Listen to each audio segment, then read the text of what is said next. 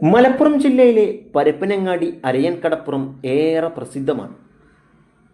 ഇളം നീലിമ നിറഞ്ഞ ആകാശവും അതിനു ചുറ്റും വട്ടമിട്ട് പറക്കുന്ന പറവകളും നിറയെ കേരവും അനന്തവും വന്യവുമായ കടലും അതിനെ കീറിമുറിച്ച് മുന്നോട്ട് ഗമിക്കുന്ന വഞ്ചികളും ഇവിടെ കാണേണ്ടുന്ന ഒരു കാഴ്ചയാണ്. സൂര്യകിരണങ്ങളേറ്റ് കരയോട് കിന്നാരം പറഞ്ഞ് അലതല്ലുന്ന തിരമാലകളും ഇവിടുത്തെ മറ്റൊരു പ്രത്യേകത തന്നെ. തണുത്ത കാറ്റിൻ്റെ ഹരിതപ്രഭയിൽ മർമരം തൂകുന്ന ആൽമരവും ചീനിമരവും ഈ തീരദേശ ജനതയോട് ഒത്തിരി കഥകൾ പറഞ്ഞിട്ടുണ്ട്. അതിലൊന്നാണ് മൗത്തായ ഉപ്പാപ്പ റളിയല്ലാഹു അൻഹുവിൻ്റെ ചരിത്രം. അതും 80 വർഷം മുമ്പുള്ള ചരിത്രം. കച്ചവടാവശ്യാർത്ഥം ലക്ഷദ്വീപിൽ നിന്നും കപ്പൽ കയറിയ അദ്ദേഹം വഴിമധ്യേ മരണപ്പെടുകയും അന്ത്യകർമ്മങ്ങൾ നിർവഹിച്ചതിന് ശേഷം കൂടെയുള്ളവർ ജനാസ കടലിൽ വയ്ക്കുകയും ചെയ്തു. ഒരു ചരിത്രത്തിൻ്റെ നിയോഗമെന്നോണം അരയൻകടപ്പുറം തീരത്ത് ദിവസങ്ങൾക്കകം ആ ജനാസ വന്നിടയുകയാണുണ്ടായത്. അയുകാത്ത ഒരു മൃതദേഹം ശ്രദ്ധയിൽപ്പെട്ട ഒരു ദുർമന്ത്രവാദി ആ മൃതദേഹത്തിൻ്റെ കയ്യിലുണ്ടായിരുന്ന മോതിരം കൈവശപ്പെടുത്താൻ ശ്രമിച്ചു. പക്ഷേ അവിടെ ഉണ്ടായിരുന്ന നായകൾ അദ്ദേഹത്തെ ഓടിക്കുകയാണ് ഉണ്ടായത്. പല പ്രാവശ്യം ഇങ്ങനെ തുടർന്നപ്പോൾ അദ്ദേഹത്തിനൊരു കാര്യം മനസ്സിലായി. ഈ വന്നടിഞ്ഞിരിക്കുന്നത് ഒരു ദിവ്യനാണ്, ഒരു മഹാനാണെന്ന്. അദ്ദേഹം നാട്ടുകാരെ വിവരമറിയിച്ചതിനെ തുടർന്ന് പണ്ഡിതന്മാരും ഉമറാക്കളും ചെന്ന് ആ മൃതദേഹം അവിടെ നിന്ന് എടുക്കുകയും അരയൻകടപ്പുറം ജുമാ മസ്ജിദ് ചെറിയ പള്ളിയിൽ മറമാടുകയും ചെയ്തു. പിന്നീട് അങ്ങോട്ട് ഈ തീരദേശ ജനതയുടെ ശുക്രദശ തെളിയുന്ന കാലമായിരുന്നു. തലമുറകളോട് പറഞ്ഞ സംഭവബഹുലവും അനുഭവവേദ്യവുമായ ആ മഹാന്റെ ചരിത്രം അറിവന്വേഷകരുടെ മുമ്പിലെത്തിക്കാൻ എളിയ ശ്രമം നടത്തുകയാണ് ഈ വിനീതൻ. തങ്ങളുടെ ആശയും അത്താണിയുമായ ആ മഹാന്റെ സവിധത്തിൽ വെച്ച് ജഗന്യന്താവായ അള്ളാഹുവിനോട് ദുആയിരിക്കുമ്പോൾ കിട്ടുന്ന മനഃശാന്തിയുടെ കുളിരിൽ ഭാവി ഭാസുരമായ ധാരാളം പേരെ നമുക്കവിടെ കാണാം.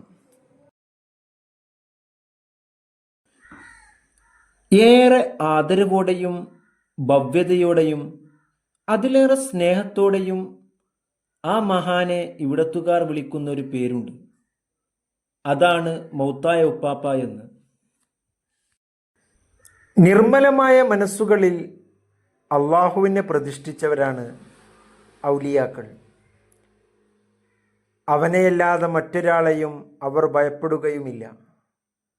കൂടുതൽ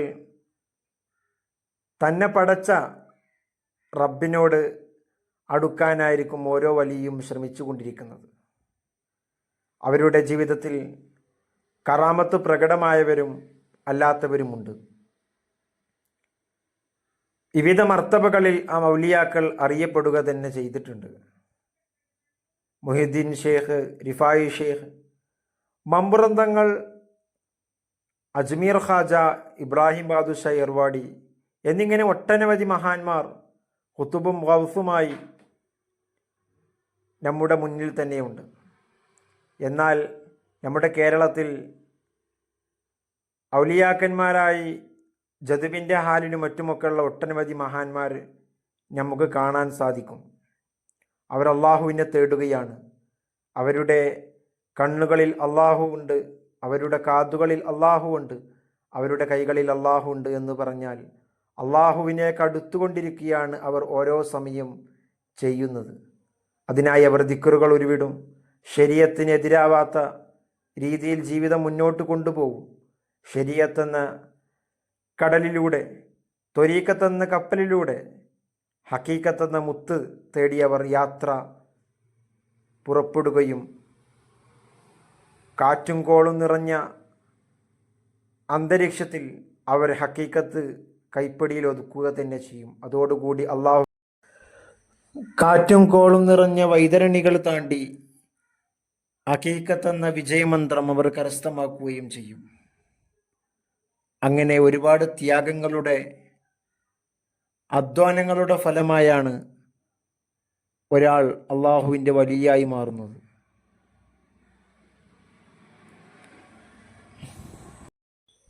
മൂത്തായ ഉപ്പാപ്പയുടെ ചരിത്രം നമ്മോട് പറയുന്നതും അതാണ്. അള്ളാഹുവിൻ്റെ ഔലിയാക്കൾ മഹോന്നതരാണ്. അവർ കാരണമായി ദുനിയാവിലും ആഖിറത്തിലും ഒരുപാട് പേർക്ക് സമാശ്വാസം ലഭിക്കുക തന്നെ ചെയ്യും.